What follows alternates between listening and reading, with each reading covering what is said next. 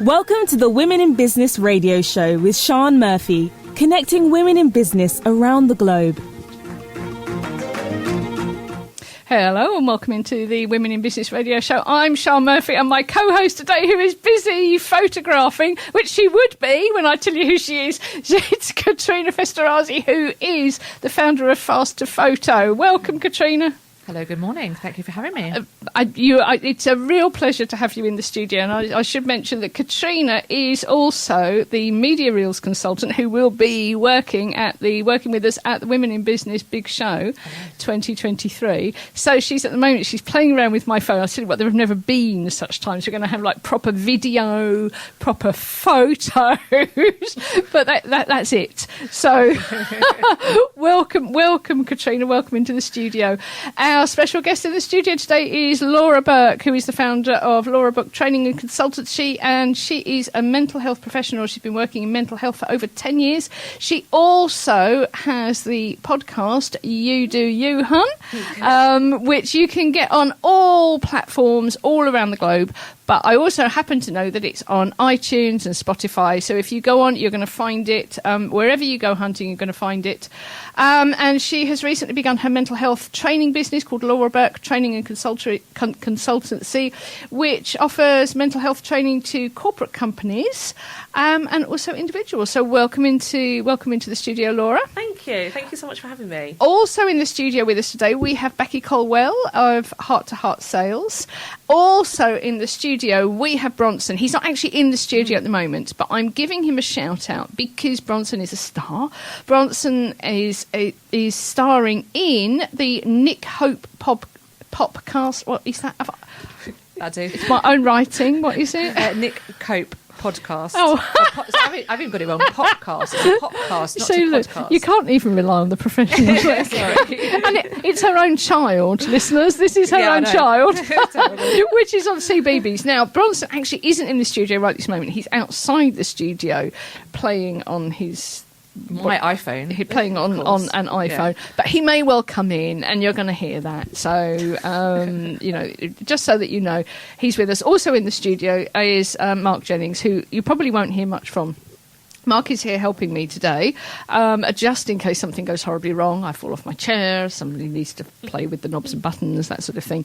So welcome, Mark. Once again, if you hear somebody rustling around, it's probably Mark. We will just blame him. Yes. Anything that happens today, anything at all, it will be his fault. And that's after the show as well. Doesn't matter what it is, it's going to be something he's done wrong. So what are we going to be talking about today? So our main topic for this show is and of course you know this may change, but just to give you an idea of what we're going to be talking about, we're going to be talking about the importance of mental health as both business owners and leaders. So your mental health, if you are a one-man band, it is about your mental health. If you have business partners, if you have staff, if you have freelancers, if you have people that you work with that you also want to sort of keep up and running as well, then the show, this is what we're going to be talking about. This is what the show is about today. But first of all, I think we have some announcements, don't we? You could do them, Katrina. I'll give it a go. Do you know what? I'm really excited about this one. So the Women in Business radio show. No, it's Big Show. We are. No, that's where we are today. Yes. But obviously, it's because I wrote it down wrong. Yeah.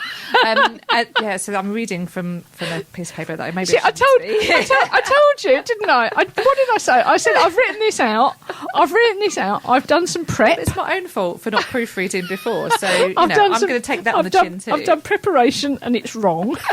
Okay, so we're talking about the big show. The big show, because yes. it's a big show. 10th of August at Longfield Academy, which is near Ebbsfleet. Great venue, really easy to get to as well, and great parking, most important. Especially if you're loading, your bits and bobs. Stuff. Lots of it. I'm looking forward to it. We've got some great people there. I'm going to be there. Yes, so of course, we've got about 15 speakers, so it's really quite a packed day. It's free entry, and everyone loves it. The feedback from last year was amazing. It's good fun, actually. One of the things I wanted to achieve was to make it affordable to exhibit. So there is exhibitor space from £25 to make it affordable to exhibit at a larger event, but also to make it fun. So nobody expects it's going to be fine if you don't want to spend £1,000 on branded gonks and whimsies, you want pens and coasters and that sort of thing, you're going to be absolutely fine. It's get your crayons out. It's about telling your story and having a really good day. And everyone just talks to each other. Like last year, I mean, I've been to a couple, but I really enjoyed last year's. I absolutely loved it. I really, really did, and got on with everybody. I think sometimes one of the things that we tend to forget, I tend to forget as well, as an event organiser, if I'm not careful, I can become very focused on people coming in through the door, as opposed to the people that are inside exhibiting. And, you know, the most powerful connections that you can make are with the people either side of you. Yeah, absolutely. Not necessarily people. I mean, we love to have people coming in through the door. It's about bringing everybody together. But we sometimes, if there's a huge footfall and loads of people coming in, you can forget about you forget about the people that are actually around you, and they can be the most powerful collaborations that you can make. I've collaborated with 2 people from that event already. Because that's really what it's about.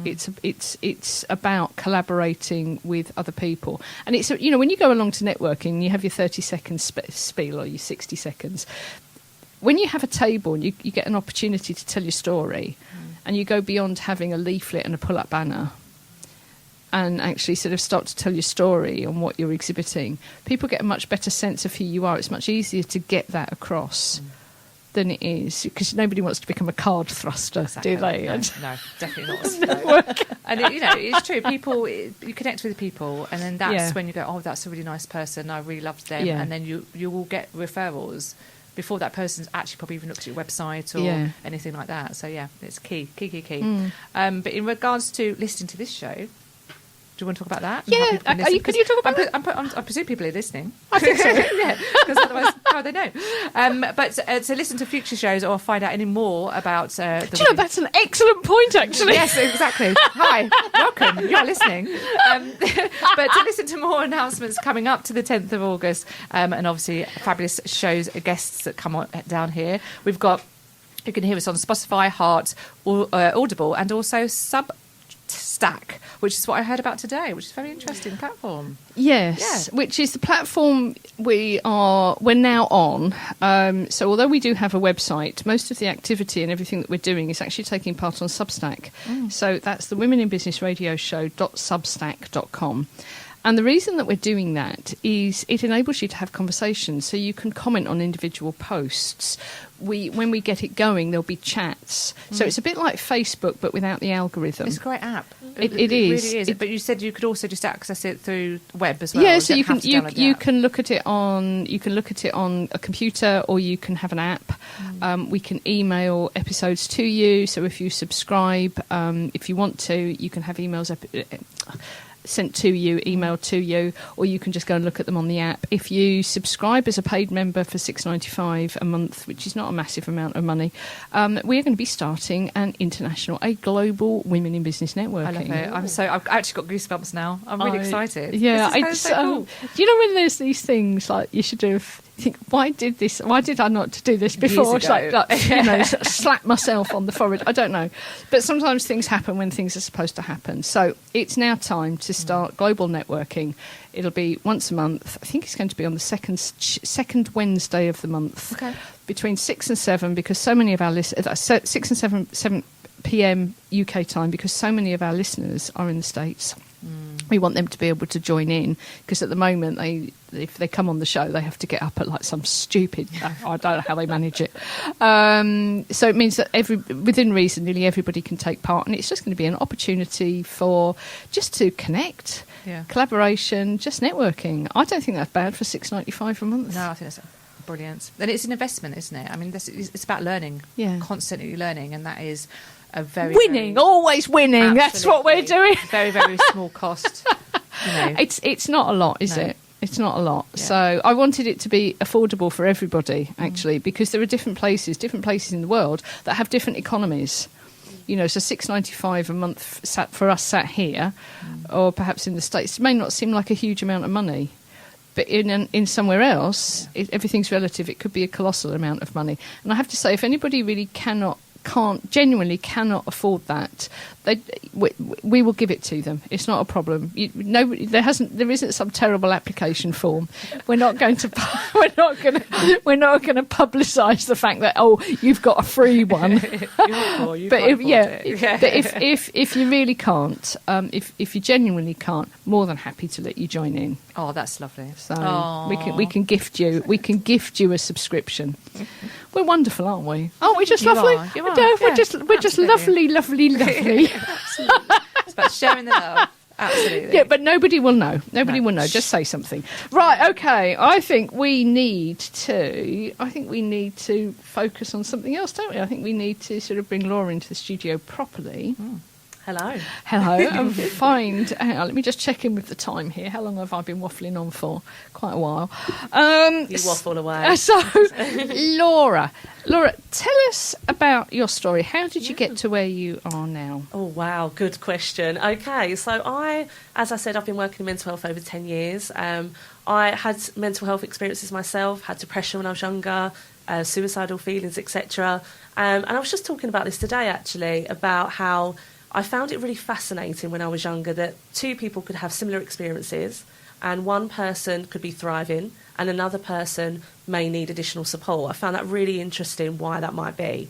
I also, at the time, I remember when I was younger, I saw things about a schizophrenic killer and things like that, and really stigmatising language when it came to talking about mental illness. And that really fascinated me, because what we actually do know when we look at people who've got schizophrenia, for instance, they're more likely to be victims of a crime than a perpetrator. So there was a lot going on, a lot that I was thinking about as time went on, and I think I was going through my own journey and, recognising that I became very, very unwell, and it was a long process, and it took me a long time to get to where I needed to be.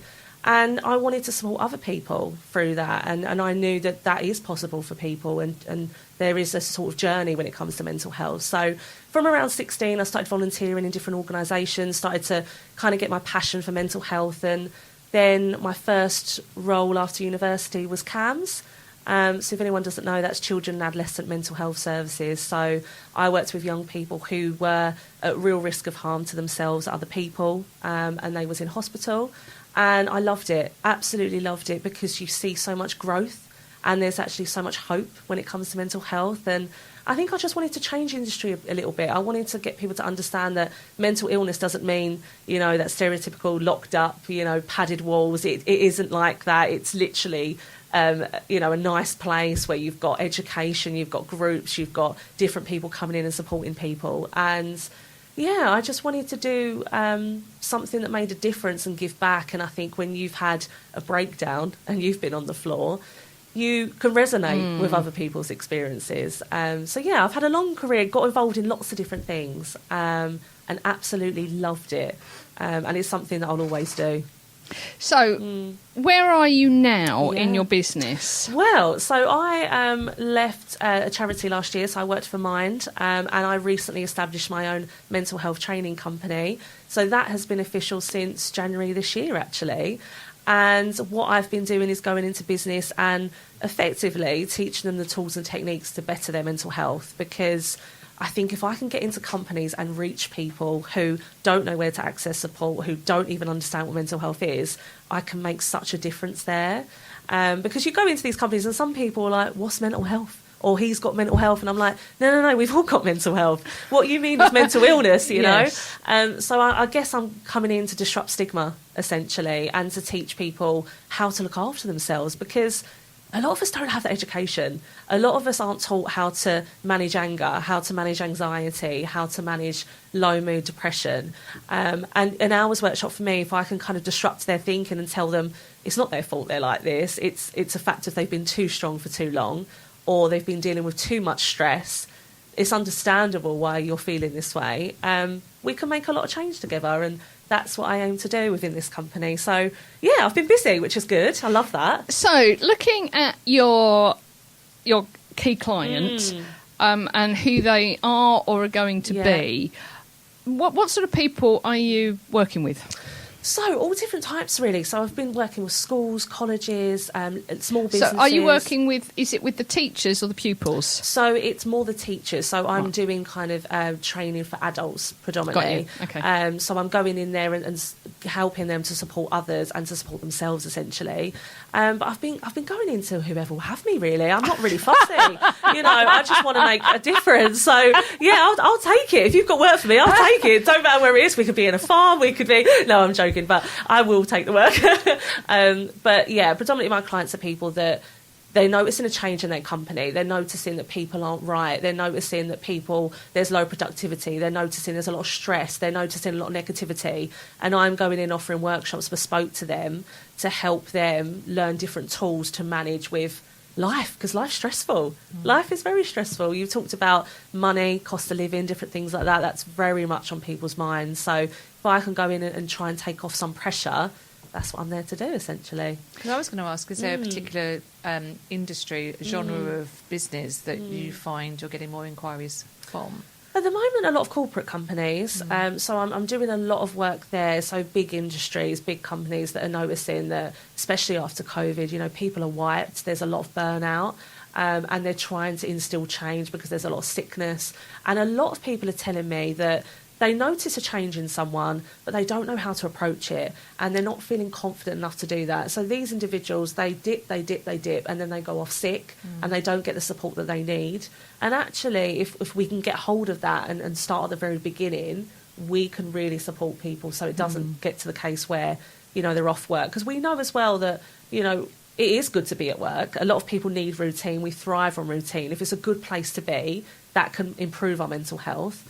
Not all companies are good, I understand that. And some people are like, get me away from this company. But, I think it's about catching it early on. And I think it's about giving people the confidence to approach someone. Because I was talking earlier to Becky, and when you are experiencing poor mental health, it's very hard to advocate for yourself. It's very hard to stand up and say, I'm not feeling great, I need help, this is the support I need. And that's why we all need to reach in instead of assuming that everyone's going to reach out.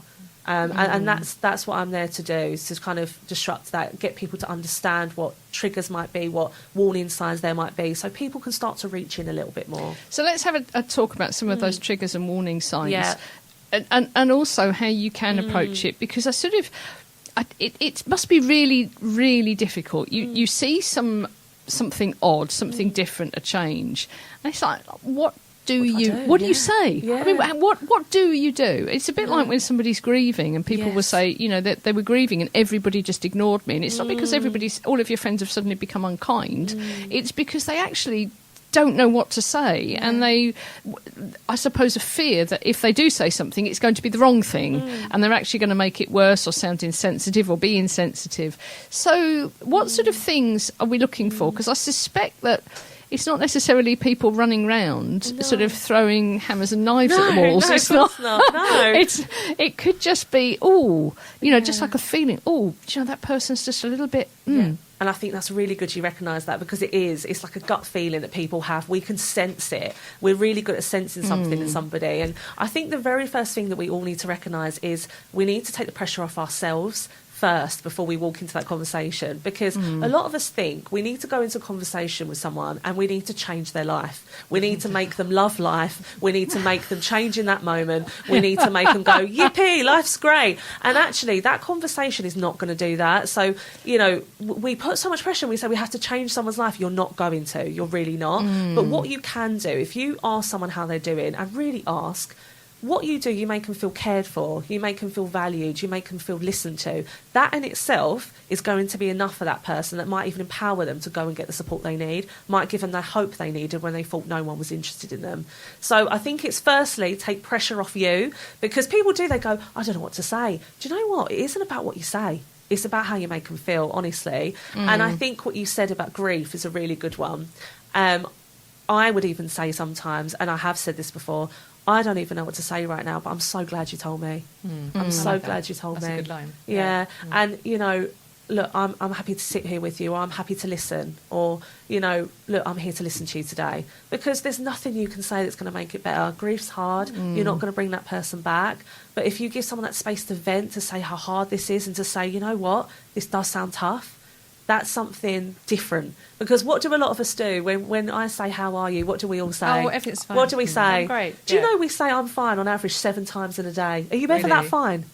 I'm tired, I'm hungry, I'm happy, I'm miserable. I go through the motions. I could be better. Yeah, exactly. Go, all right. Yes, people panic. And people panic. Because they don't expect that. They don't expect that answer. But the other side of it is sometimes I'll say I'm fine or yes, I'm good, and it's not a truth. It's not necessarily the whole truth, but it's not a lie either. And it's because I'm done. I don't want to explain to you why I'm tired. And that's fine. So, but if I say, actually, do you know, I don't feel 100% today, the next thing, very often on, is to try and solve it. Yes, to actually give a solution. Yes. And I was guilty of that as well. If somebody said to me, I'm not feeling 100%, I'd feel like, okay, I've got to somehow solve this. And actually, all I need to say is, oh, okay, thanks. Thanks for telling me. Yeah. And it sounds a bit hard, but right, okay. And what are we doing today? Have you got your notes? Sort of next. Sometimes you don't want to dwell on it. Yeah, no, sometimes you don't. I agree, and I think you can sense in the person if they want to talk or not. And I think it'd be a case of, so I'd say to you, Sian, how are you doing? And if you said I'm fine, and I was thinking, oh, Sian's not fine. There's something a bit different with Sian. I'd be saying, are you sure you're okay? I've noticed something different in you.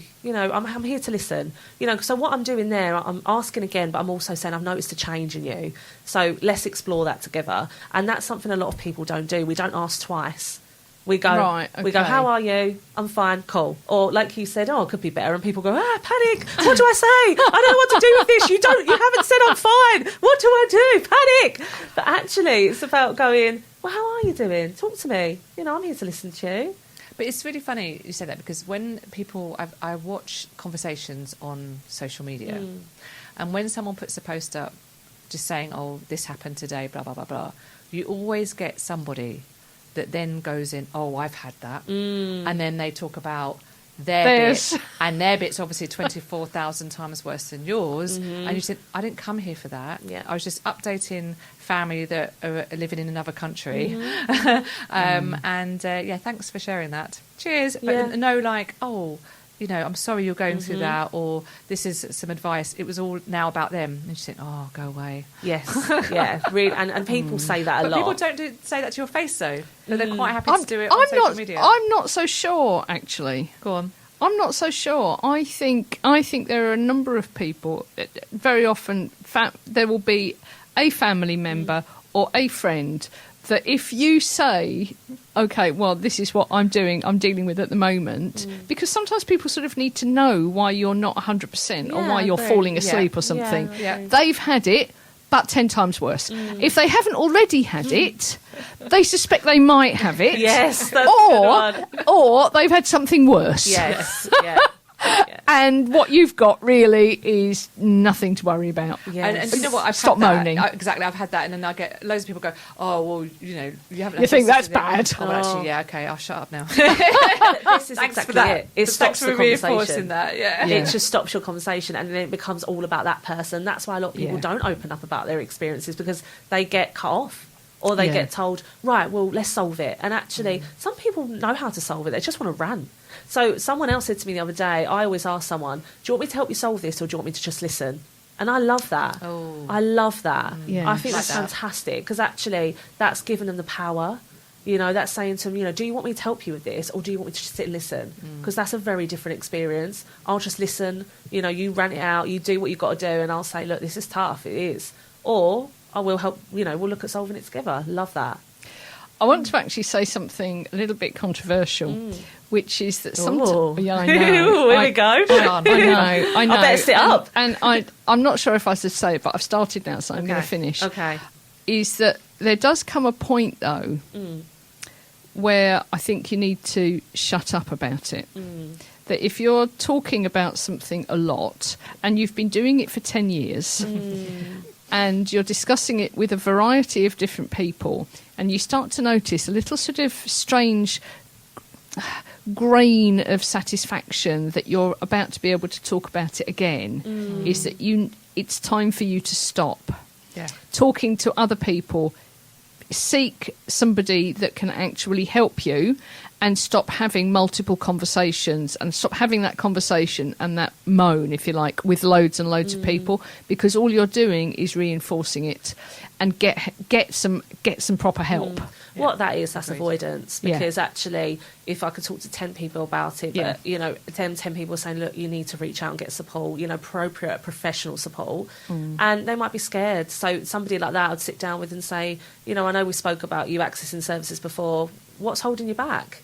What is it? Are you worried about accessing the GP? Are you worried about things being on your record? What are you worried about? Because that is there's something more going on there, and that's why they've not accessed support yet. And don't forget, the more time they spend talking to everyone else, that's the time wasted. They could be speaking to people that could actually help them. And I think we can do a lot within the community, and we can do a lot to support people. But yes, I agree with you equally. For me, when I had depression, I needed professional support. It wasn't a case of I could speak to family, friends about it, that I was beyond help then. And not in a bad way, but in a way that I needed, psychological support. And I think very often when there's a serious problem, you don't actually talk about it. No, you don't. So, I was very good at masking. Becky? Yeah, I think you're absolutely right there, that certainly my experiences, and I've had a lot of mental health ups and downs myself, and the reality is I didn't feel that I could talk about it, or that I was worthy of taking up the space to talk about it. So actually being invited to help, to talk, would have been incredibly helpful for me. And I'm just thinking about even, I had big bouts of depression while I was working and worked through it. And I'm sure my employers noticed a difference in me, but I just carried on working and slogging my guts out, and because I felt that was all that I could do. Whereas if somebody had actually sat down and had a conversation with me, I may well have accessed support earlier and been a more effective employee quicker than I was at that point. So looking at the sort of the key problem that you solve, I think actually what Becky's just said sort of touches on it, which is it almost, I mean, I may be wrong here, but it's sort of almost not quite forcing that conversation, but it is sort of enabling that conversation and making sure that conversation happens. Absolutely. So if you're working with an employer or somebody who is managing, directing, whatever, with other people within their business, does that sound about right? You're in there facilitating, making sure that conversation happens and helping them, even if you can't make it happen on the day. When you're there doing training or support, making sure that at some point they know how to make that happen. Does that sound... Yeah, definitely. I think it opens the door, doesn't it, to starting the conversation around mental health. It starts that education. And I think a lot of people aren't very educated, if I'm honest, when it comes to mental health, if they've not had that experience of mental illness, which that's great that you haven't. That's amazing. But I think there's a lot of us out there that do mask it. I was incredibly good at masking it. I'm a confident person. I'm able to still go to work. I was really, really good at able to keep calm and carry on, as they might say. But inside, I was broken. I was absolutely broken. The things my thoughts were telling me wasn't right, and I was just very scared and very alone. So the key problem is whether, and actually I suppose in a way this applies, if we broaden it out, this applies whether it's yourself as a one-man band, totally, or whether you're involved, whether you have other people involved in your business. It's about starting that conversation, isn't it? Completely. It's about recognition. Something's not okay here. Don't know how bad it is yet, but something's not okay. Let's get that conversation started. Yes. So whether that's you and your own mental health, or you and the mental health of others that are around you in your business, it's about getting that going. First step is knowing something's so that's wrong. That's sort of what you do in your business, is you get that going. So it's about, so I go in, deliver workshops, and it's that understanding of what stress is, anxiety, depression, the warning signs, how to support somebody, how they can support themselves. But it then does spark conversations, because many a times I go into companies and they will then, people will approach me after. We've had a good conversation. I spoke about my own mental health experiences. The barriers are broken down then. That does, doesn't it? It says, this is okay. Yeah, this is okay. And it sort of gives permission that there isn't going to be ridicule, there isn't going to be judgment, there isn't going to be perhaps sackings. I think when we understand how many people are struggling with mental health, it sort of takes away the threat and the isolation, doesn't it? And the fear of what could happen. Yeah, and I think it's not assuming, you know, some people go, well, they're fine because they've got a house, they've got a family, they've got this. They're always smiling. Yes, they're always smiling. But like, what you don't know is actually they're going through, you know, an immense relationship breakdown. You know, the cost of living has impacted them. They're in debt. You know, we really don't know what's going on for people. So we just need to ask the question. I think sometimes one of the scariest things is actually when there isn't anything going on. There is nothing. Yes. There is nothing happening. There is no bankruptcy. Yes. There's no relationship upheavals. Agreed. There's no grief. There's just unwellness. Yes, yeah. Mental unwellness. It's not okay. Yeah. And I've seen so many times with people who everything should be fine and hunky-dory, and yet it isn't. And I think that sometimes is one of the hardest things to address. Becky? I think something that you've said there is that it should be okay. And I've lived a lot of my life thinking about the shoulds rather than everybody what the actuals look at what other are. people are dealing with. Other people are dealing with so much. What have I got to moan about? Yeah. And those shoulds are so damaging. Yeah. I think if we can get into the just being ourselves and understanding ourselves and understanding that sometimes we are low, sometimes we're depressed, sometimes we're stressed, sometimes we're going through something. One of my mental health crises was when I was childless. Well, I am childless, not through choice. So trying to get pregnant was just such an awful time for me. But it was something I felt I couldn't share in the workplace because the stigma of, oh, well, God, she's going to go off on maternity leave and she's going to do this and she's going to do... So that added to the problem for me that I couldn't...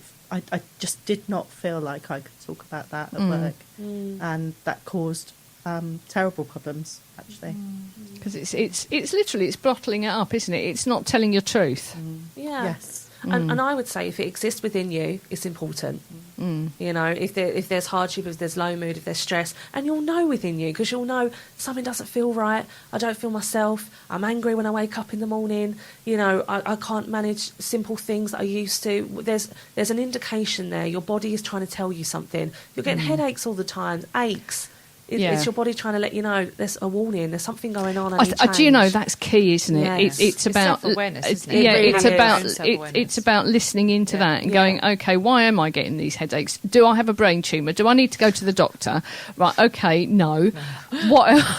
That's not that. What else? What else could it possibly be? And coming back to the, you know, I should be okay because I've got this, that, and the other, and other people are far worse off. There's a wonderful thing in in a Bill Bryson book, and if you've never read Bill Bryson, I think this is the one where he's growing up as a child. He said he was made to eat his dinner because there were other children in the world who were starving. Okay. And he said, well, will it help if I send them these sprouts then? but that's sort of send them this because I don't want it. That's brilliant. And I love that. You know, it's about just being yourself and owning and dealing with what you've got and not doing this balancing act of I shouldn't be moaning because of X, Y, and Z. There will always be somebody worse off than me.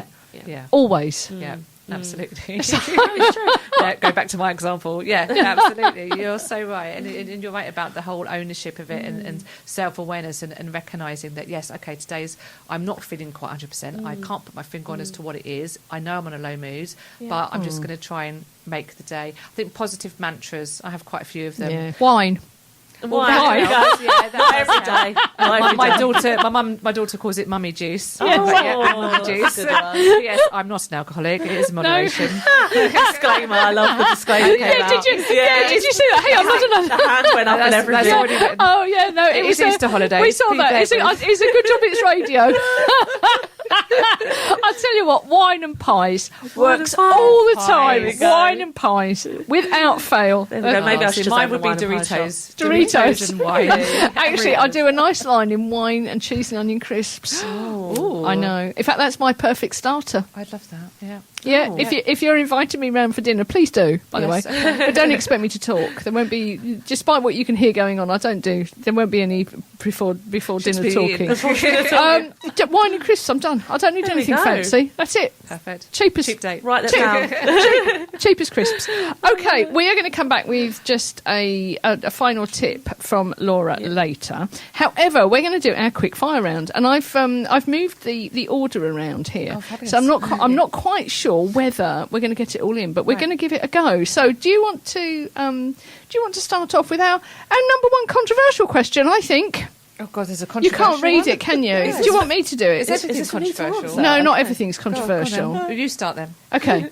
What's your biggest failure that one. Oh, that is a really good question. What is my biggest failure? ever? Ever. Oh, wow. What God, you can tell how positive I am. This is terrible, isn't it? I'm so sorry. Oh no! I know. Don't you start me I on know. positive thinking. I've No, got gosh. a war raging against Oh, positive have you? thinking. Okay, Yes. right. Well, we won't go into that. No, But what's your biggest failure? I would say I signed up to be in the Met Police as a detective, so the detective scheme, and I got through to the first stage, and I didn't get through to the second stage, and I think that was a time in my life where I thought, right, this is the direction I wanted to go in. I wanted to work with child protection, and I found that a big failure, actually. Okay. However, now looking back, Yeah. best thing. Yeah. I wouldn't have liked to be in the police. I- It scared me. It would yeah, terrify me now. I'm not sure if I actually see that as failure straight off, Oh. because to me it wasn't right. True. But anyway, Yeah. okay. So now let's. Oh, look, it's all in the wrong order. It's a Don't good job. worry. I have to see. Look, I've done a crap job again, haven't I? So what? We'll come to what have we learnt this week, actually, in a moment. So what we've learnt this week, what I've learnt this week, is to make sure that try not to do They're in your order. stuff at 7 o'clock in the morning when you have to leave at 7:30. So following on from biggest failure, Okay, oh goodness. what is your superpower? Oh, public speaking. Yeah, in Ah. a nutshell, I could speak wherever. I could speak about, if you just said, Laura, go and speak about mental health to 1,000 people, I could do it. How did you know that you could do that? That's did a you really, discover really good that? question. Well, I mean, in school, I love to talk, if you've not realised already. And in school, I remember my very first time I had to do public speaking was English literature. And my teacher even laughed at me and was like, right, let's see if you can basically be a good public speaker like you are a talker in my class. So there was a little bit of pressure there. And I really enjoyed it. But from then, I actually think it was working for my last job, Minds. I think Okay. that I was pushed into lots of community events. I was pushed to talk to lots of different people. I was asked to go on stage and talk about the work that we did. So I think that really up-leveled my confidence. But it was practice. I think if you can talk to one person, you can talk to 1,000 people. It's no difference. It's just you've decided that 1,000 people was scarier than one. They're all the same. I've Yeah. still got to go and do the talk. Yeah. So, I would say public speaking is my superpower. Super. What we are going to do now is we're going to bring Katrina into the conversation as Ooh. well. So, what Okay. have you learnt this week? This week, I had something in the diary that I was supposed to do, and I decided that I wasn't going to do it. And because it's Easter, I want to take some time off, and I've really enjoyed not doing and committing to things. Yeah. That's Okay. my biggest thing. I've always felt that I've needed to fill the diary in, or where there's a space, I've kind of felt Quick like, stuff something in there. Yeah, Yeah, it's like, it okay. needs to be productive. And I tell you what, I've had 3 walk and talks with other businesswomen this week, got my steps in, been out, done the wellbeing tick and all of that. Really good. Also with children in tow. And I've agreed a collaboration with someone from a walk and talk this week. Wow. So, and that was not planned stuff. So I've learnt that free time is the most important time. Love that. And it can still be Don't ram your productive. diary. Don't ram your. Yeah. Don't Hugely. leave some wiggle room Yeah. for things to go wrong or other opportunities to come in. Exactly, hence me here today. So, what have you learnt this week? Oh, what have I learnt this week? Oh, put me on the spot. Yes. I have learnt this week. My mind has gone completely blank. Shall we come back to me? Come back Yeah, to you. Come back to me. What are you reading at the moment? Reading, listening to. So scripts for my children at the moment. That's what I'm reading at the moment. Boring. Yeah. So you're preparation scripts. reading. Yeah. You're reading. What is that thing? Like Oh no, this is something separate. No, but the amount of reading time that you have at the moment Right. is taken up with reading scripts and that Pretty sort of thing. much. Yeah, It sounds quite impressive, Yeah. doesn't it? It does. No. But one thing that I'm going to start learning more about is live streaming. So I've got a big book on how to do live streaming events. That's going to be my homework for next week. Oh, I can tell you how not to do it, if you Excellent, like. thank you. Okay, Yes, please. I'm not going to mention the platform now, but I can tell you exactly if you Right, want I'll to take that drive away. yourself and everybody else completely and utterly insane. Don't do that. Have you come up I've with got what one. you've learned? I've got Right, one. okay. I've actually learnt to stay still a little bit. Where I've just started my business, I am keeping busy for keeping busy, and I'm not really doing any income-producing activities or making great change. I'm looking at spreadsheets, I'm changing a few things on my computer, but it's actually a waste of time. So, so I've actually recognised that it's okay to take a step back sometimes, go Yeah. for a walk, do something different. I don't need to be solidly on my computer from 9 to 5. Yeah, okay. Um, Presenteeism, we yes. call that. If we were Yes, that is it. if it's somebody in an Yeah. office, it's that person who's there at 9 o'clock at Yeah. night. But what are they doing? They're picking their Nothing. nose and playing on Facebook. There we go. Yes. So that's what I've read. It's okay to step I away. wasn't insinuating that you're picking It's your nose okay. whilst you're looking at your Well, spreadsheet. I've got the face for radio, so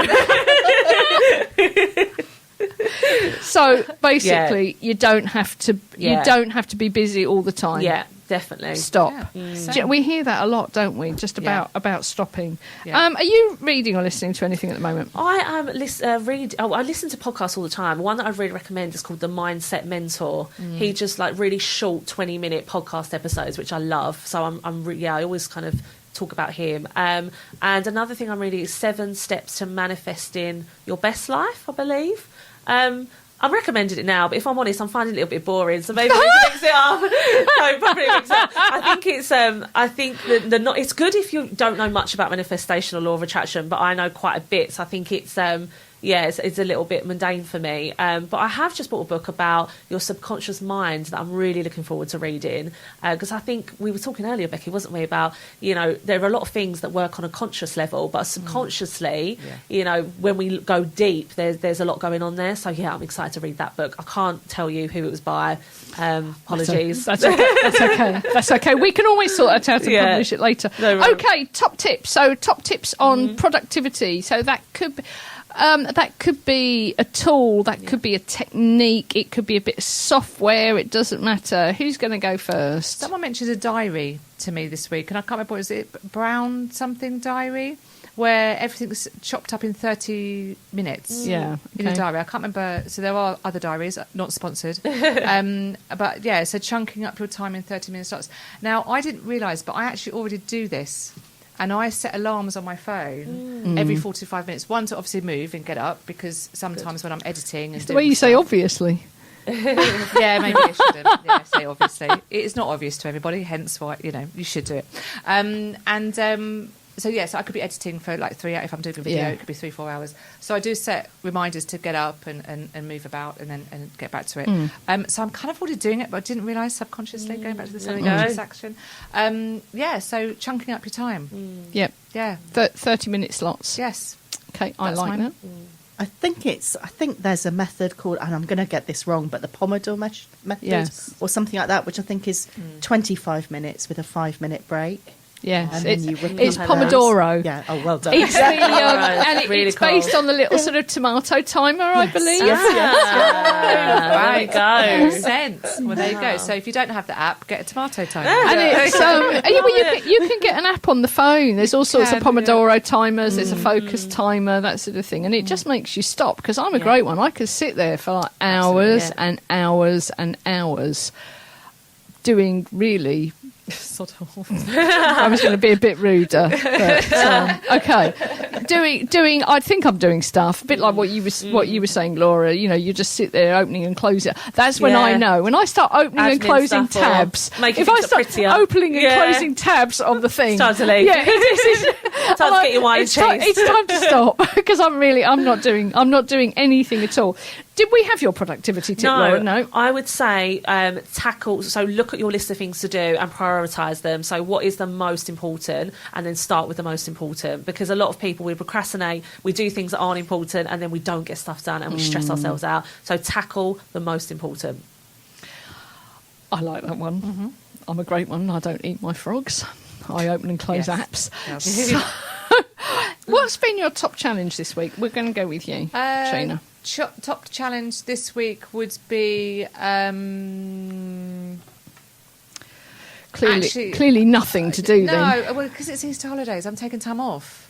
Has your top challenge been actually taking time off? Yes. Oh, slowing down. Yeah. Slowing down is anybody that knows me knows that I'm kind of always in the fast lane, and it's been I've recently had a studio move, so I've kind of been forced to change. It's been challenging, hasn't it? It's been a bit of a challenging week, and so I think this week is my. I would think that's emotionally challenging as well as draining, physically, emotionally, acceptance. So I've kind of gone through that 7 stages. I think we possibly ought to. I think we possibly ought to explain that Katrina has a studio which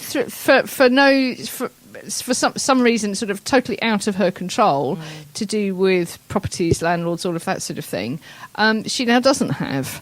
And it was all quite abrupt, wasn't it? Very, very abrupt, very quick. But with me, I never stand still too long, which can be a good thing and a bad thing. So the move happened very quickly. And I didn't really have that time to kind of digest that and say goodbye to my space. Yeah, so that's happened. Yeah. But I'm good with it. I like that. Say goodbye to my space. Yeah. But perhaps you can do that remotely. Yes. Don't do it now. No, I can go back in there. I can see the eyes watering. Give me some tissue. We're not going to do that now. No. Yeah, say goodbye to your space like that. Have you had a top challenge this week? Well, I say this week. I mean, let's be honest. We won't know. Okay, it could have happened 2 weeks ago or last month. We won't know. I think sleeping at the moment. I've been waking up with ideas or just waking up in general. So I think sleep for me has been a bit impacted this week. But it's okay. I've still been working hard. I'm sure I'll have a bit of sleep tonight. But yeah, I think sleep definitely.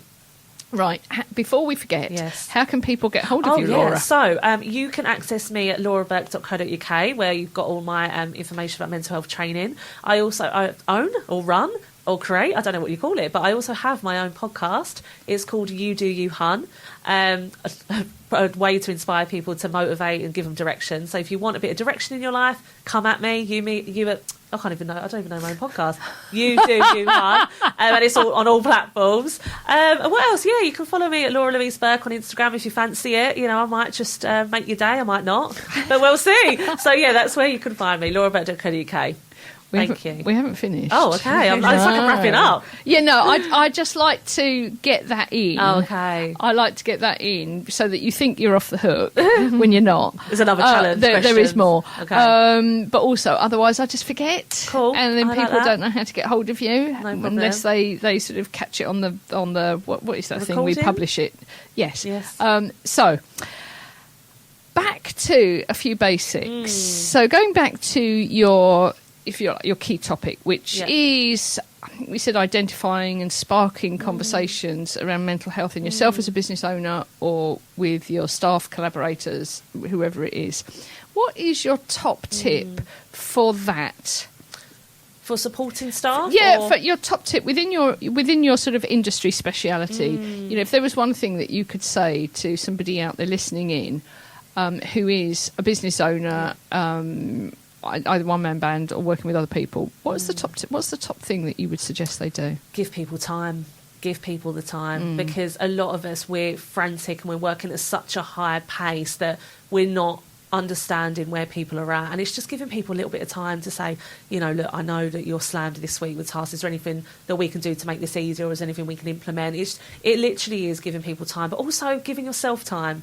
Like you said about your diary and having free space, it's really important because we are working at like 100 miles an hour.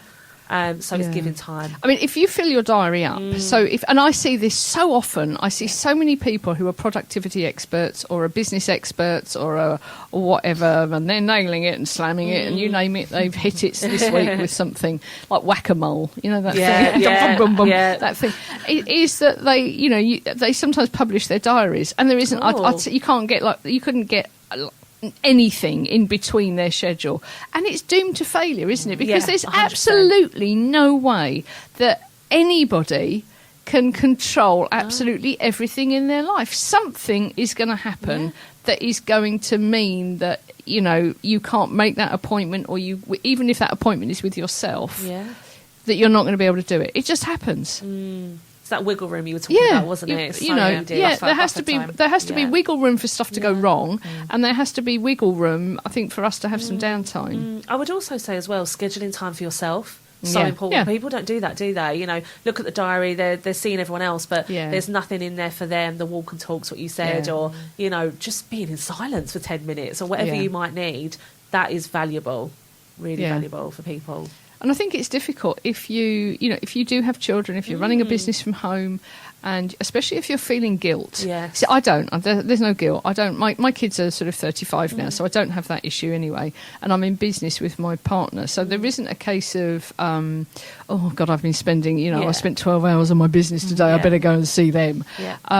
But if you are in those sort of circumstances, it's really, really, really difficult to actually give to yourself when you feel as though you've been already taking all of that for you to run your business, and now you have to go and give more of yourself to other people, your obligations. Yeah. Habit stack. Yeah. That was so if you've got No, go on. Habit stack. So if you've got a habit already, whether it's brushing your teeth, commuting to work, whatever it might be, add something in there. That's the best way you can do it to look after yourself. So whenever you're doing something, add in another habit. Habit stack. Excuse me, the just best way. Stealing that. Hang on. So think about something you do every single day, and then what can you add to it for you? Okay. So you could listen to a podcast. You could put on a motivational speech. You could be squatting while you're brushing your teeth. You could be running up and down the stairs or something like that. Are you? Let's do it. But you can. Why not? Why not squat? That's not. Yeah. If you could see us right now, we're all pulsating. My vision was like scrunched up in a corner of the bathroom with the toothbrush. That's sort of about what happens anyway. You could even hold your stomach muscles or something like that. I've lost them. Sorry, everyone. They're gone. So actually, squatting is like Becky, sorry. No, don't worry. This image now is going to stay with me, which is rather marvellous. But there we go. I was having a chat with my coach this week because I get in my own way a lot. I spend a lot of time overthinking things and procrastinating, opening too many tabs, as you said. And one of the things that she said to me was, if you can think about the space that you'll give yourself if you just get the thing done so that you're not thinking about it anymore. Oh, yes. Rather than I like the diary, that. Yes. being firm about when it's done. It's like giving yourself the extra space. And that's changed my perception, and I'm hoping that's going to help me. I like that. Give yourself the space. Yeah. Very, very last question, I promise. Okay. What do you know now that you wished you'd have known when you started out? In business or just in general? That's your choice. I wish that I knew years ago that it was okay to rely on people, because I think the reason that I became so unwell was the fact that I thought that I had to manage everything myself. I had to be the strong one. I had to look after other people. And I wish I knew that it was okay for me to have a space and it was okay to share my experiences, because if I knew that then, I would have got help a lot earlier and I probably wouldn't have gone through all the hardship that I did. So it would probably be for someone to say to me, it's okay to open up. It's okay to talk out about how you feel. You're not strange. There's nothing wrong with you. You're human. You're normal. You've had experiences that were difficult. No wonder you're feeling like this. That's what I would have loved. So, yeah. Laura Burke from Laura Burke Training and Consultancy Limited, a mental health podcast, a mental health specialist. Thank you so much for being on the radio show today. Also in the studio, thank you so much, Becky Colwell, and of course to my co-host Katrina. Hello. Squatting in the corner with a toothbrush. I'm still squatting. She's still squatting. I'm still squatting in my bathroom. You're going to have a fantastic bath. With a toothbrush. Who says I don't have already? No. You see, I think this is where the confusion is. I think to you, squatting is getting up and down. Yeah, what repeatedly. Do you think squatting is? Squatting to me is like I'm down there. There's no coming up. I am on the floor. Okay, I'm on the floor. Squatting. Yes. That's brilliant. No, it's brilliant. I'm squatted. I love that. Right, okay, I think we better go, don't you? Before it all becomes a bit unnecessary. Okay. We will be back very, very shortly, so stay tuned and we'll catch up with you soon with I've forgotten who we are. the Women in Business radio show. That was it. We'll be back soon. Oh, that was so cute. Tune in next week to the Women in Business radio show for more stories, ideas, and inspiration to help you grow your business.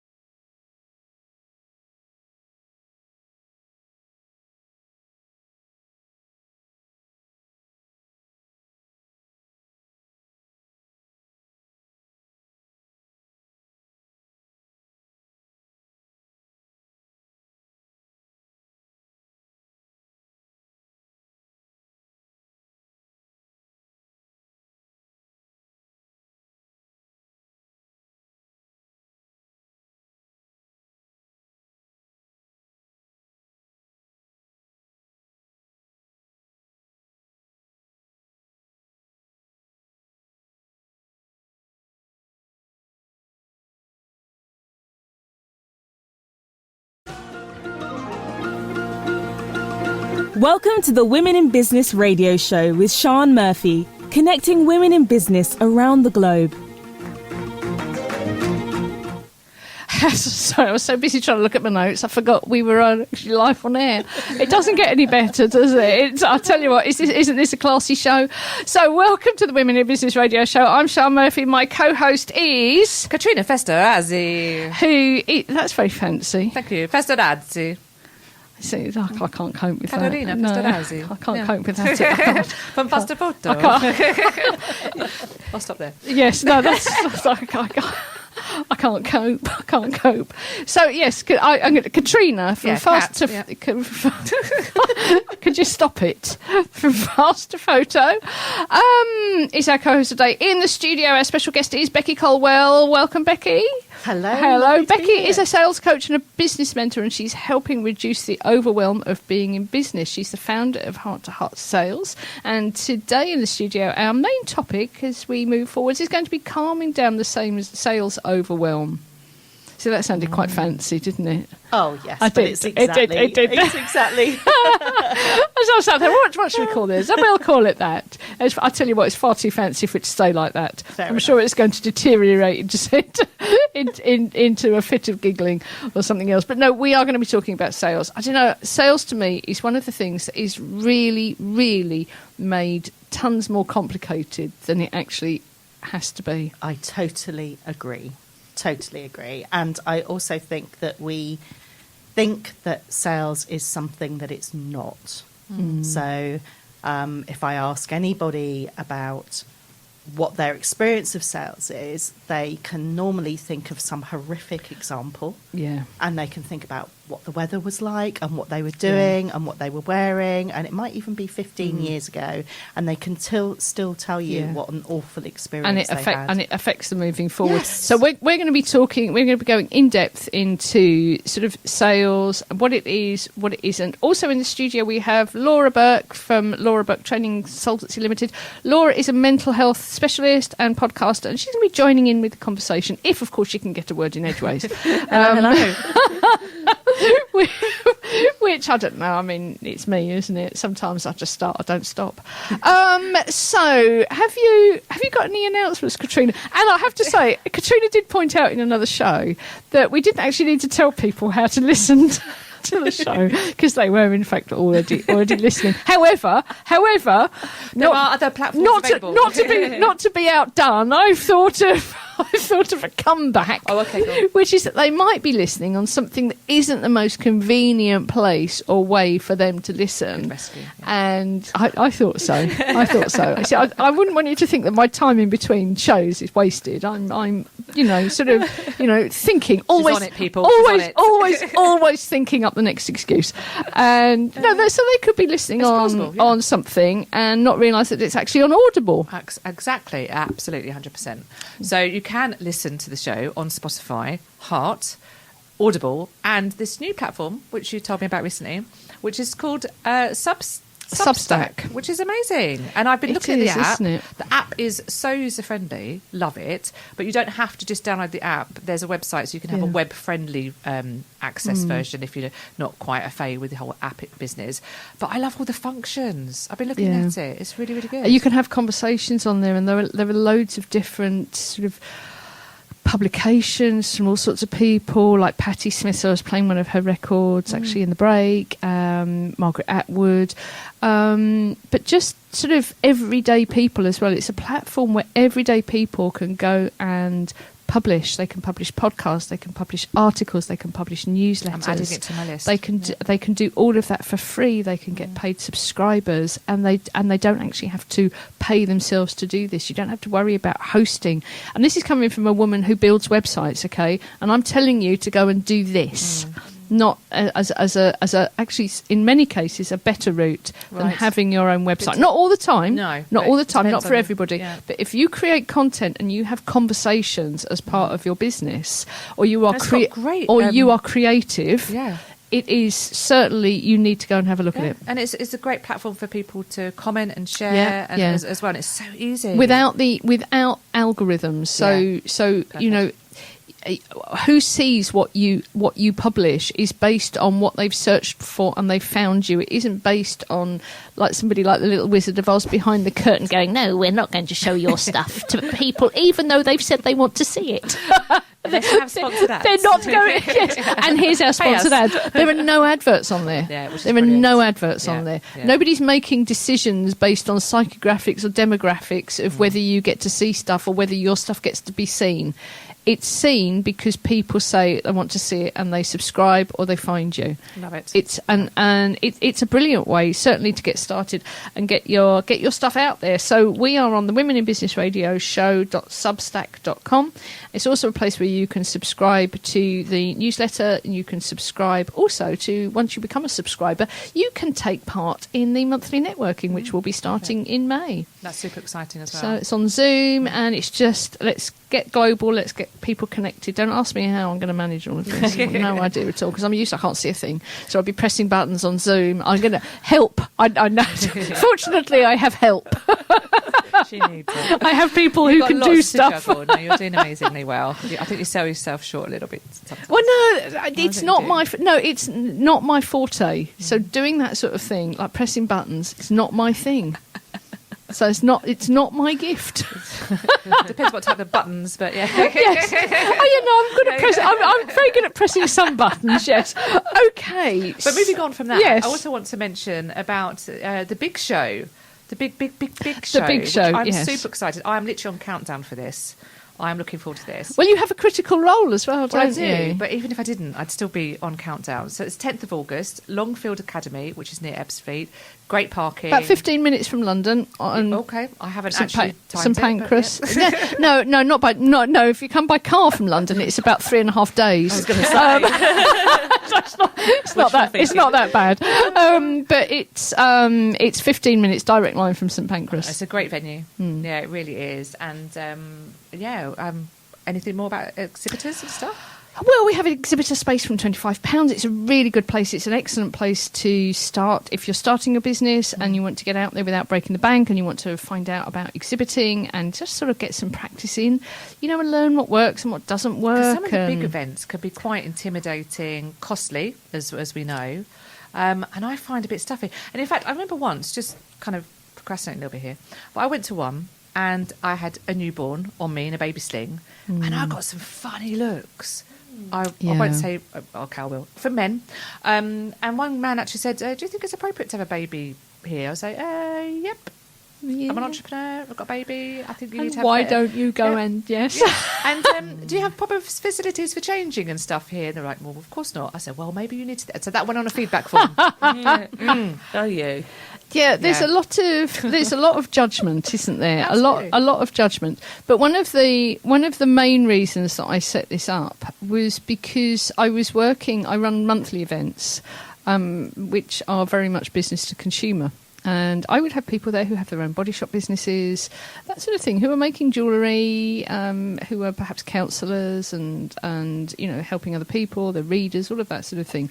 And it was very difficult for them to sometimes take themselves seriously as businesses, and yet they knew their numbers and all of that sort of thing, that they were very business-like. They had business plans, they just weren't written down as the government trainers will give you a business plan. It just didn't look like that. And so I couldn't get them to go on business plan training that the councils were running, all of that sort of thing. And I thought, well, this is ridiculous. They're really good business women. And so I decided to put everybody together. That's why it's actually called The Big Show, not because it's big, No. but because it brings together women in business from all walks of life. Yeah. It then evolved, and what I wanted was to perhaps for people to not have my experience, which was to spend £1,000 when I first started out in business, £1,000 exhibiting at quite a big event in Kent, where I couldn't even get the internet to work. And I naively sort of expected that I'd get a return on my investment, that something would happen and people would buy websites. And actually what happened was nobody bought a website. And in fact, the only people I really spoke to were people who came in for nothing and started giving me their business cards.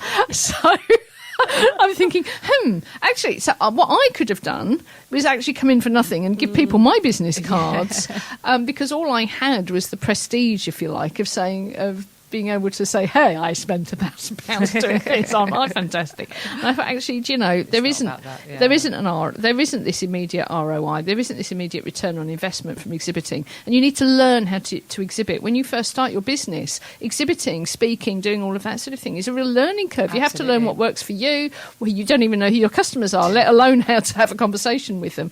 And that takes a long time. Yeah, it does. And you need to sort of start off small. Yeah.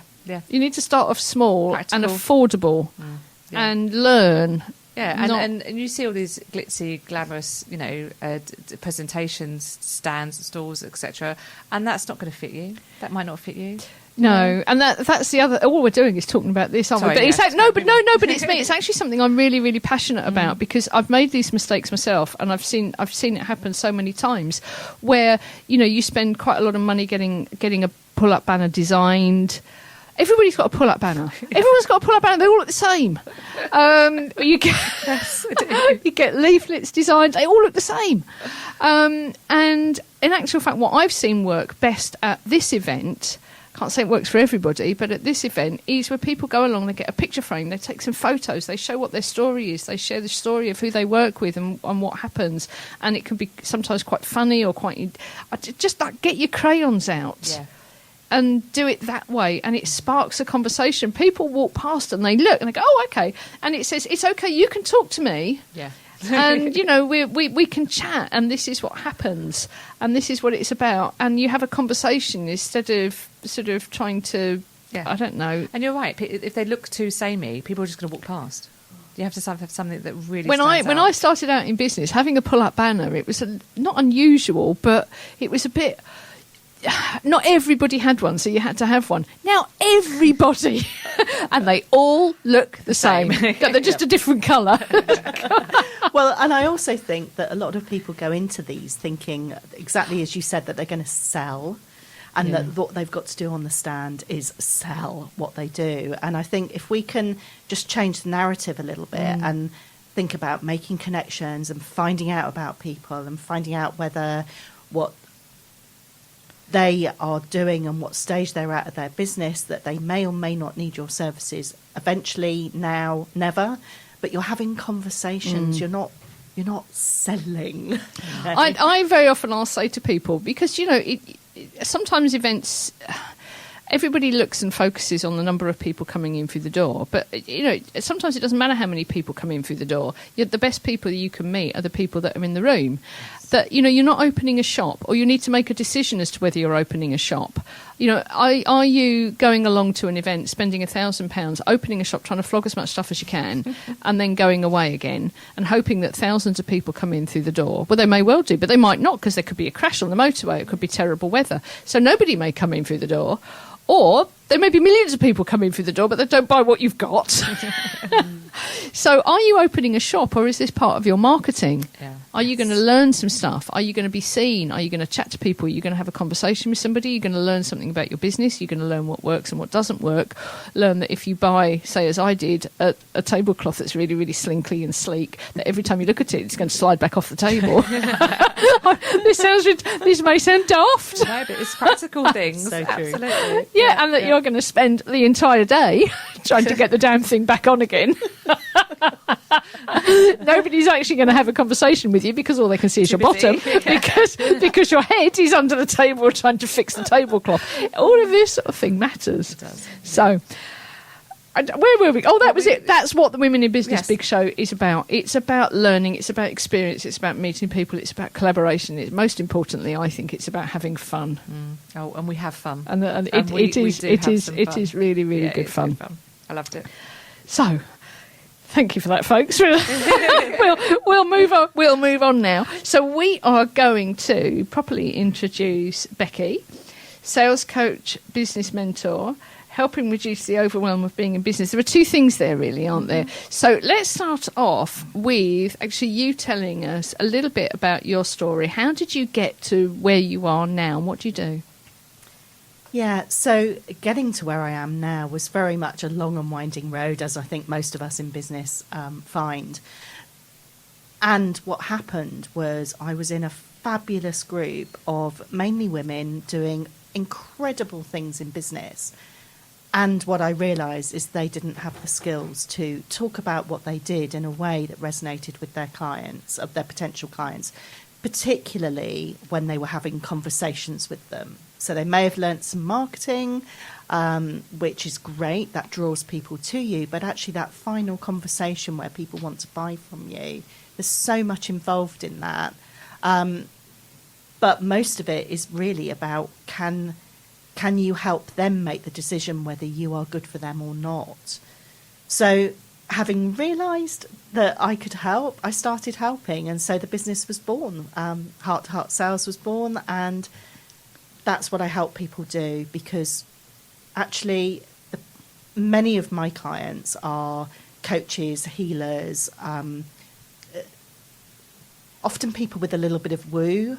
And I didn't realise until love that. Woo-woo gang. Yeah. But, until a few years ago, I wasn't very emotionally intelligent. I've been through a whole sort of journey of self-discovery, for want of a better way of putting things.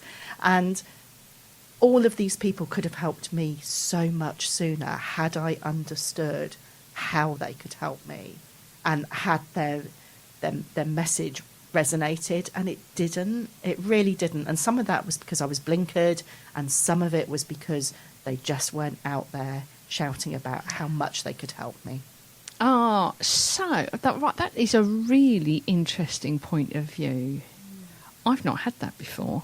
Okay. I'm a bit stumped now.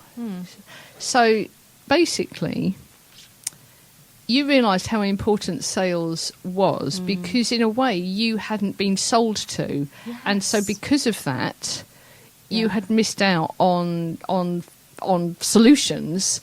Definitely. Solutions that if somebody had perhaps been a little bit more robust about what they could offer, and specifically what they could offer you, your problems might actually have been solved much quicker. Sooner, for sure. Okay. That's really quite interesting, isn't it? That sort of turns it on its head. Because I think the reverse, and most people have. Yes, because I think a lot of people have an aversion to selling because they have been sold to. Yes. I don't think that can actually happen. I think you still make a decision. Yeah. But they feel as though they've perhaps been manipulated, sold to, been in a position where they couldn't get out of something or whatever, or felt intimidated or bullied. I do think as well, especially that industry like coaches and healers, they're on the premise that they want to help people.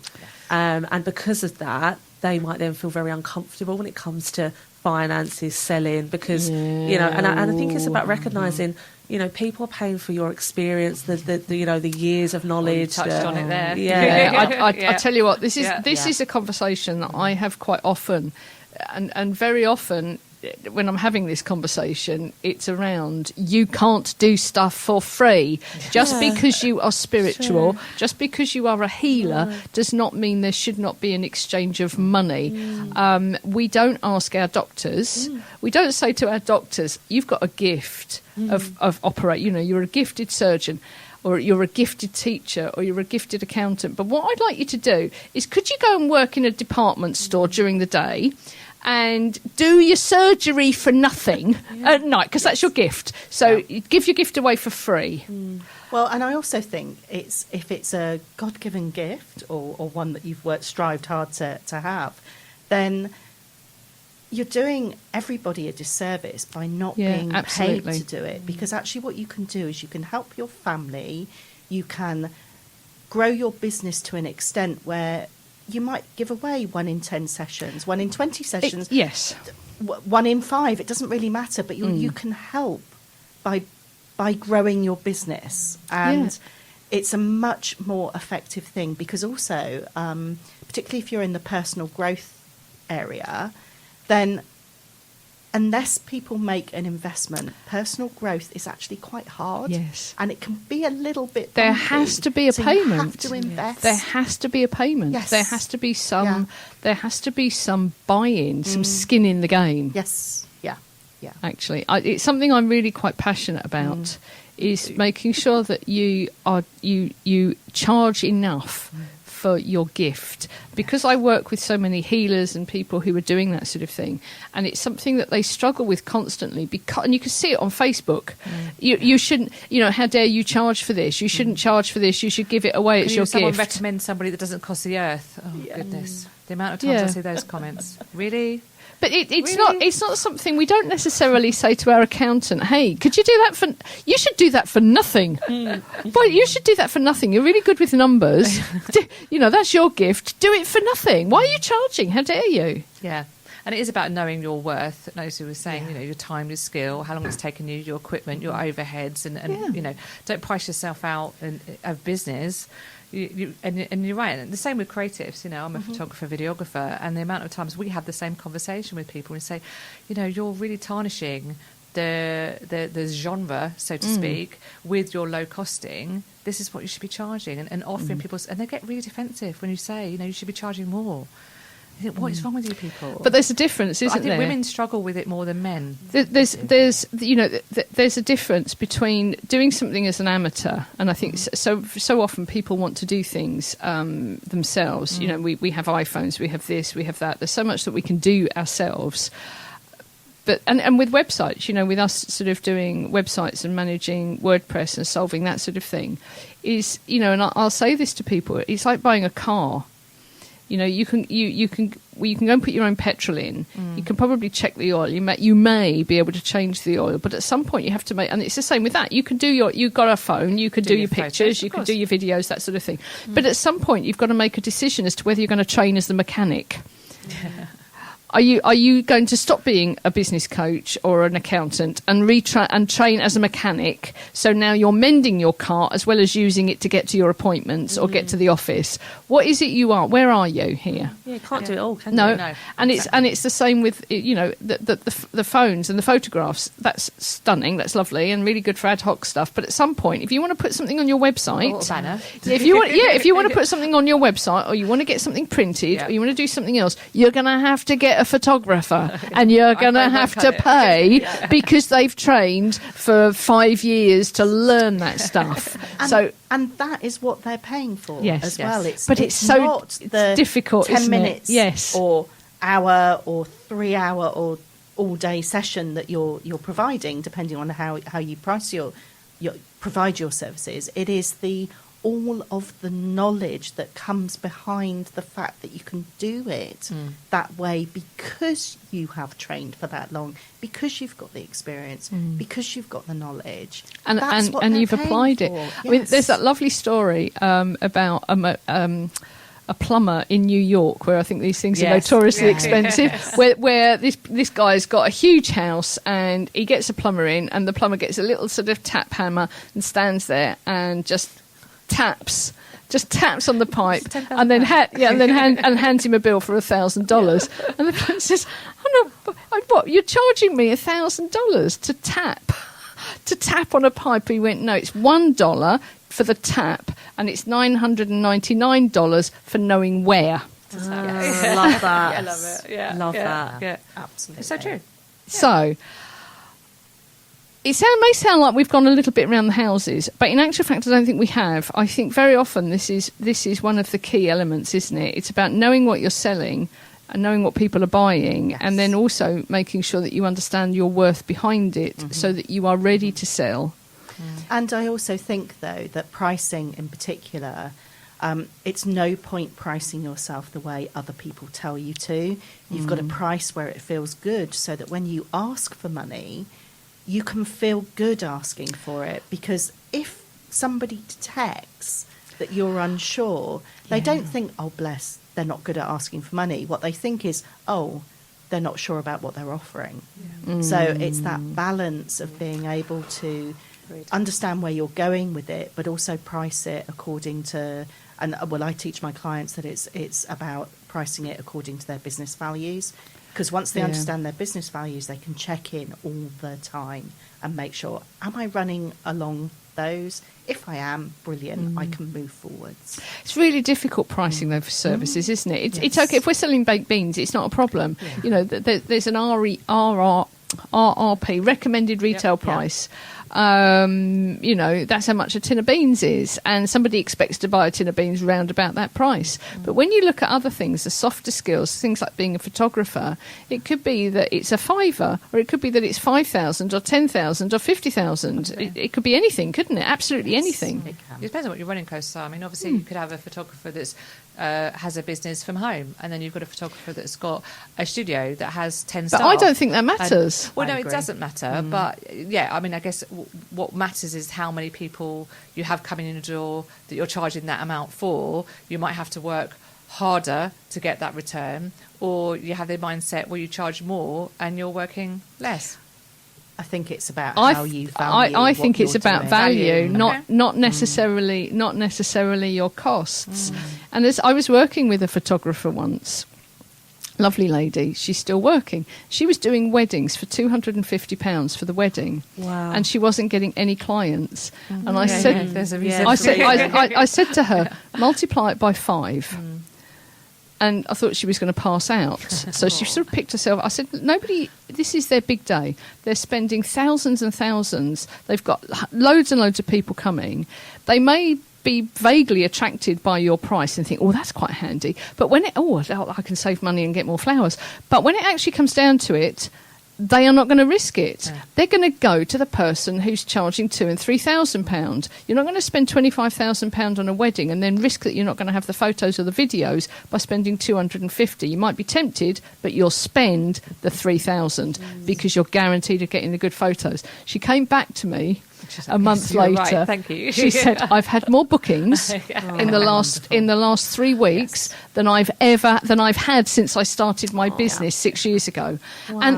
But it's risk, isn't it? It's about risk and return, and it's about the value that you believe that you're giving to your clients as well. Because actually, if you are going to give them the best possible, in this example, the best possible permanent reminders of their wonderful day, then you can really lean into that with your pricing because you know what you're giving them. Yeah. Rather than it's all about you and what you're getting. It's like, no, it's got nothing and to trying do to with cut you, and, it's all about and going, well, I'm only charging them 250 quid, so that's all they get. That's all they get. I'll barely cover my cost of the film. Yeah, and bless she probably didn't think that way, but internally something will be going on that way. Yes, certainly doesn't cover the cost of the equipment and of replacement batteries and all of those things that need doing. Get in there as well, transport. Yeah. I wouldn't trust it. I mean, that's the thing. You don't trust. Yes, you don't trust it, and you think, okay,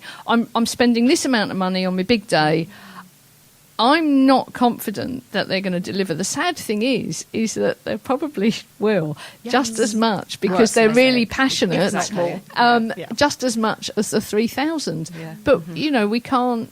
I think you can charge £250 for doing wedding photography if people are spending £1,200, £1,500 on a wedding. Yes. I agree. Totally. Yeah, it kind of fits, doesn't it? Yeah. So and there is a market. Yeah, There's so a market at every it's rate. about where Of about course. who your market is and who you're working with, and knowing that, isn't And it? it's also perception of value as well from the customer's point of view, isn't it? Yeah. And we've spoke a number of times about how a service makes you feel and all of that, and the customer service and how that's important. And so if you are of that mindset where you're lowering your prices to get as many people in the door as you can, you're going to have that overwhelm. You're going to struggle to meet the expectations of valuedness, I guess, from the client's point of view. And you're going to have that stuffy attitude of, I've just done a £250, I'm just going to rush it and get it to them. And it's a race to the bottom. Exactly. Let's. I think what we need to do now, because sales is such a hot topic.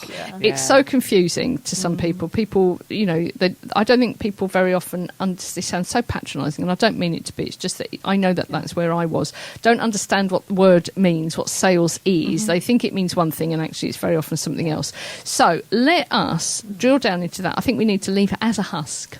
Out, gone, no brains left, finished, sucked it all dry.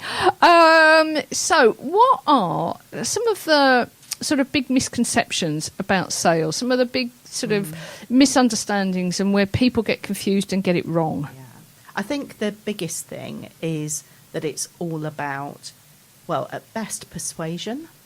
And it's like, it's not at all. Yeah. You don't have to persuade anyone to work with you. But what you do need to do is understand and be able to, so understand your client and be able to articulate how you can help them. So even within the, what I would call the sales conversation, rather than the marketing that draws them to you, it's the sales conversation that happens when they're actually going to buy. It's helping your client understand and recognise that you can help or that you can't, because sometimes you can't, or sometimes you don't gel. We don't actually want to work with those nightmare clients. We want to repel them.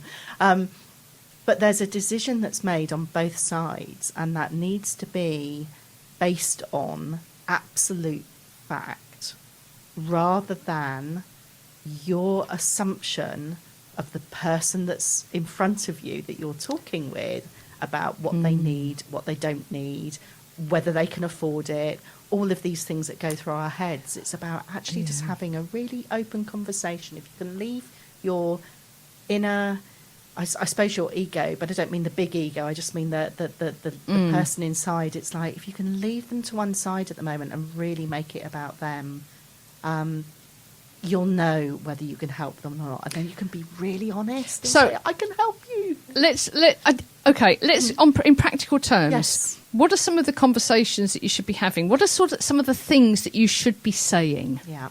So in this conversation where they've been drawn to you, so this is about, are they going so to buy they've or arrived, not? Yes. and it's like, hi. Yes. Hi. They've said hello. And it is. What's attracted you to me? You know, what is it that you want? What is it that you're looking for? What are you hoping to resolve? Where do you see yourself in a year's time, with 5 years' time, with this additional knowledge or service, or even next week if you're a chiropractor or something? It's like, but it's about painting a picture of the future that they have drawn. And actually, it's much easier for them to be in where they are now. That's quite easy for people to describe. But sometimes you have to help them picture the future a little bit better, because they can't always imagine being out of where they are today. So they've come along because something hurts. They've got a problem. Something hurts, and they can picture now. Yeah. It's stopping hurting. Yes. What you're suggesting, and what you're saying is, actually, let's go a little bit further than that. Yeah. So it stopped hurting. That's lovely. So that's today. What does this look like? What does the result look like in a week's time or in a year's time? Yes. So really, you're not telling them stuff. You're teasing stuff out of them. You're helping them. You're helping them to reveal what they want. Yeah. And it could be that at the end of that conversation, it's not you. Correct. And you have to move them on to perhaps the right place. And one hopes that, women in business are hugely good at networking and getting to know other women in business. So quite often you know people in a complementary area that you can say, actually, I'm not sure I am right for you today, but this person really could be. And I recommend you have a chat with them. And by doing that, what you're doing is you're creating a real trustworthiness around you as well, because what you're not doing is persuading them that you're right. And by the way, if they are right, you need to tell them that they're right as well. But you're just building that trustworthiness of, it's about them. That's the reason why they're buying. It's about them. So find out what it is that they're after and figure out whether you can help them or not. So it's a really, I suppose, a simple formula in the end. There's some nuances to it, and some stuff where we have to get a little braver by actually saying, I can help. I really want to work with you. Let's see how we can do this. I need to write notes. I think what we're saying here is that a lot of us may have had sales training. Yes. Which is very often, if you had it sort of a little while ago, is all around overcoming objections. Oh, God, how horrible is that? So it's somebody's horrible. objected to something that you're trying to sell Forcing them. them. And now what you're doing is giving them a pile of old tosh to overcome that objection, regardless of whether the product is right for them or not. And I think what you're saying is actually, we've moved beyond that. It's not actually about this. We're women. We don't do this. Sorry, I didn't mean to imply, obviously, that anybody else might do. But we don't do this, and we don't need to do this. We're telling people what we've got. We're not persuading people. We're showing them, and we're finding out if it's right for them. And if it is, we're telling them what they do next and how much it is. And I just want to point out, I have been in situations before, and this was before I went through my own personal growth, where I've had a conversation with somebody, and I was quite interested in working with them, and they did not say to me, "I'd like to work with you," and I didn't work with them because I didn't feel worthy. I didn't think that they wanted to work with me. That's And- interesting. and Very interesting. Yeah. I felt terrible. And so none of us want our clients to feel that way. So just help them. It's such a difficult thing to do, isn't it? Because you need to ask that question. When I'm talking to people about booking into events, I'll sort of tell them what they can expect. I'll tell them what they can't expect. I'll tell them how much it is. And then I'll say, do you want to do this now, or do you want to go away and think about it? That's it. Yeah. It's a good close question. I'd love to have you at the events. It would be great to have you there, because it's not right for everybody. No. I probably would turn away more people than I accept, and that's not because there's anything wrong with them. It's because it's just not right for them. Yeah. Are you ready to do this now? There's nothing fancy in it. And if they go away and they're not, that's absolutely fine, because then we've both got a result. I haven't got somebody stood at an event tapping their foot, looking, with a face like a bag of spanners, making everybody around them miserable, moaning, chasing me down the corridors. And if it's right for them, they've got a good result. So, and I think it's a little bit easier when you are providing this is what you're getting, this physical thing, and these are the type of people who come through the door, and that's but if they do, I can never guarantee that, you not. see. Of course not, yes. Yeah, but you can say, based on past experience, this is what's happening. It's a lot harder when it's something completely and utterly intangible. So if you're a coach, or if you're like you are, Laura, working with staff, or like you are, Becky, working with people who want to improve their results around sales, they have to do stuff, don't they? Yeah. They do. They do. And part of that is I help my clients get out of their own way with that, because that whole idea of if you don't ask, somebody's going to feel rejected. That helps them get brave and ask, even if in their head, if it's on Zoom, I tell people, well, you can tap your feet or fiddle under the desk, but you've got to ask the question. You've still got to ask the question. Let's drill down on that a little bit. So, getting out of your own way. One of the things I just want to focus on, when people come to you, what are they? What is the symptom that they've got that brings them to you? What are they going to recognise? Yeah, there's two types of people, really. They're really either quite early in their business but are recognising that they're scared of asking for money. Okay. So they just stumble, or they offer a discount. Okay, so they've recognised a blockage in themselves. Okay. Yeah, so that's one type. The other is actually somebody who has been in business for a few years. They know what they do adds value. That helps a lot, that they know that they want to continue doing what they're doing. But again, they recognise that, yes, they're able to ask for money, but something goes wrong in that conversation. They're not sure what, but the vibration wobbles, they go off track, something happens in that conversation. And I'm able to help them unpick, okay, what's going on there? What can we tweak? And sometimes it is just a couple of tiny tweaks in their framework, because I've got a 7-step framework, and the first step is smile, by the way. So it's not, it's not a complicated. See, but that really works, because you said that and we all smiled. We do. Exactly. And if it's not smile, it's raise your energy, it's look at your testimonials, it's do all these things that allow you to feel great when you get on the call.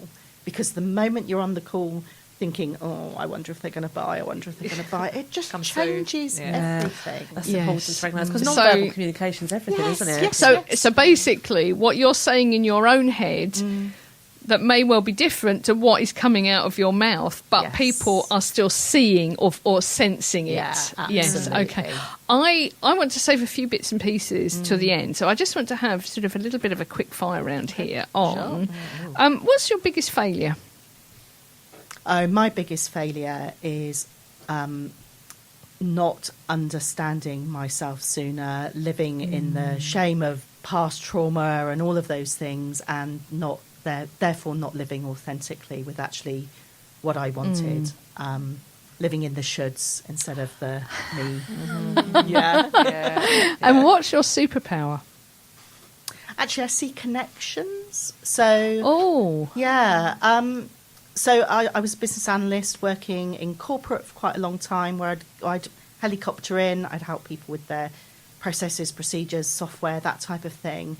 And I still find I can see those connections even with smaller businesses about this tiny thing that they're doing in one area that can impact their sales in the other area. So I can just see these things quite easily. So you can't teach. This is why I love the "what's your superpower" thing, because you can't teach it. No. Yeah, you can't. That's your gift, and you're using it as well. So you're actually working. You're operating in the area of your gift. Wow. Okay. So top tool. Technique, productivity. So what's your top tip, your top tool? Well, I am still working through the fact that I've probably got ADHD and I procrastinate and overthink and perfectionism and all of these things get in the way, and I still manage to run a successful business. But actually with the thought of my business growth and potentially passing things over to a VA, I came across a piece of software recently called Air Manual, which allows you to document processes and procedures, but in a really simple, high-level way, and you go deep on the things that you need to, but it's a living document rather than these horrible forms. So, and that's with the thought of being able to hand that over then to somebody else. Do you know that is key, isn't it? So many people have that as a challenge to their growth, which is, I'm one of them, which is I can't explain things to people. I can't. Yeah, and I've also seen on a number of forums that people complain when they hand over things to someone else to do, and I'm always there thinking, did they really explain what was needed, what the outcome was, how it needed to be done, and those sorts of things? So, this bit of software, I've got a friend who's using it, who's now stepped completely away. She runs a estate agency business, and she's stepped away from the day-to-day management completely now because she's been using this software. And this is good for a little bit freaky about it. So Air Manual. Yes, okay. Do you know, I think it's a massive challenge, I think, for particularly gifted and intelligent people, I think. Definitely. People who, are... shouldn't be just gifted, brilliant people like me. I find this incredibly difficult to hand something over to somebody, and I find I say things like to them, "Does that make sense?" And they go, "Yes." But how do we know? How do we know? So then I go, "Oh, well, phew, what a relief, right, off your trot then." And then they come back and they've done something different. And of course it didn't make sense because I hadn't actually made sure it made sense. I just asked them, does it, and hoped that they said yes. But how do they know what's actually at the bottom of my brain as to what this is going to look like? Yeah. and then get cross when they don't get it right. Oh, we've all done that. Oh, yes. It's just good for people who like to be in control, though, isn't it? Because I think a lot of us people who are self-employed, we don't like being told what to do, and we want to be in control. So, like what you said, you'll have a conversation. You go, no, you're not going to do it how I want you to do it. So that would really help with that, wouldn't it? I think for me, it's actually missing out all of the steps that are in between. Yeah. So I sort of, I've got this idea of what it's going to look like and how you do it, but I don't tell people. No, because they've got to be mind readers. And Yes, yeah, they do. I mean, sometimes I'll say to people, well, and it's because I think I've said something, but it hasn't actually come out of my mouth. So. They're so good. How on earth are you going to tell somebody what your process is for booking somebody into an event or booking something onto somebody? And if you're not, onto something you're doing or onboarding a new client, and of course, if you don't manage to communicate that correctly, well, it's not going to happen, is it? So, fantastic tool. Thank you. What have I got time for? So, what has been your top challenge this week? Getting out of my own way, and understanding that if I get out of my own way, I'm freeing up time for myself, actually, not for more work, not for busy stuff, but for myself. What does getting in your own way look like for you? For me, it's a lot of overthinking, procrastination. Because I've got a feeling it's going to be the same for a lot of people. So what does that mean for you? Yeah. What does that very often use? Because you also mentioned that in the context of when you're working with people, with your clients, that very often they are getting in their own way. So what is that for you and perhaps in your experience, your clients? So in this context, it's about me knowing what I need to do, but I'm thinking about it too much instead of getting it done. So I'm going over every minutiae of detail in my head over and over and over again till I'm all sick of it. So this isn't the stuff where I'm just working something out and I've worked it out and I get it done. This is the constant, like, if I just got it done, it would be out of my head. And how much nicer would my head feel with that space? So when you're working with clients, how do you... Is there something that you recognise where you know that they are getting... Because I'm guessing that there are different ways of getting in your own way. Yes. Not everybody is exactly the same. So I'm assuming you sort of have to recognise it in your clients and how they're doing it before you can help them to stop doing it. Yes. So how do you sort of recognise that? And what do you normally... Yeah, so how I recognise it... So some of the symptoms are... Oh, I can't say that. What happens if they say no? Right, okay. So it's the anxiety of what happens if, rather than the reality of what's likely to happen if.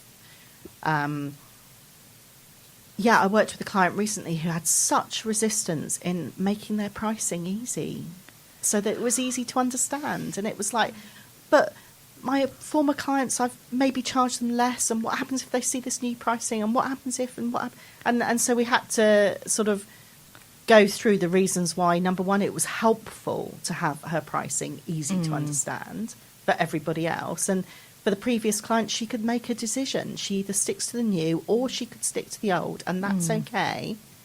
She just needed to make a choice in that moment with those clients. See, and when you say that, I'm guessing it must be quite a revelation when you sort of show a client what it is that they're actually doing, because they've got themselves caught up like a ball of string. Yeah.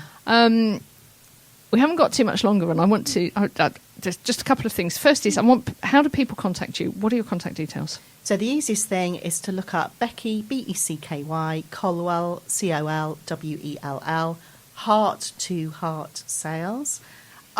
I'll appear, whether it's Facebook, Instagram, my website, everything. I'll appear. Page 1.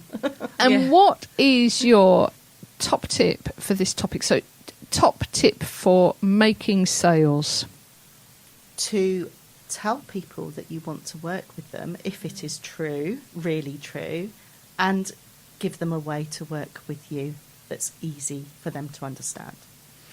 Yeah, I like that. Yes, Yeah, I nice. do. So I would like to work with you, and then this is how I'd like to do it, or Yeah, and these are the ways that we can work together. Ooh.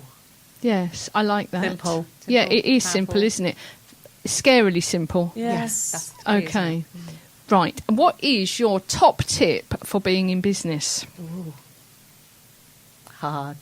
Yes. It's never as quick as you think it's going to be. And to stop getting distracted. All strategies work. So decide on a strategy. You can change your mind, but stop changing your mind every few months when you're new, particularly. So, Oh, yes, That's a good one. that's key, isn't it? Listen, folks, thank you so much for listening. We've come to the top of the hour, so we have to go now. We have to go, which is really sad. So thank you so much to our special guest in the studio today, Becky Colwell, a sales coach and business mentor, founder of Heart to Heart Sales. Also in the studio with us is Laura Burke of Laura Burke Training and Consultancy Limited, mental health specialist. My lovely co-host today, who's been so busy with the camera, Video Katrina listening. Festorazzi of Fast Photo and Reels Extraordinaire, Queen, Oh, I like Queen, that. Oh, I Queen get new of titles. Queen of Reels. I can't remember my own name anymore. So it must be wine o'clock. Clearly. Yes, crisps. pies and wine. Time for pies and wine. So we are heading off now, and we will see you back on the Women in Business Radio Show very soon. Take care, everybody. Bye. Bye. Tune in next week to the Women in Business Radio Show for more stories, ideas, and inspiration to help you grow your business.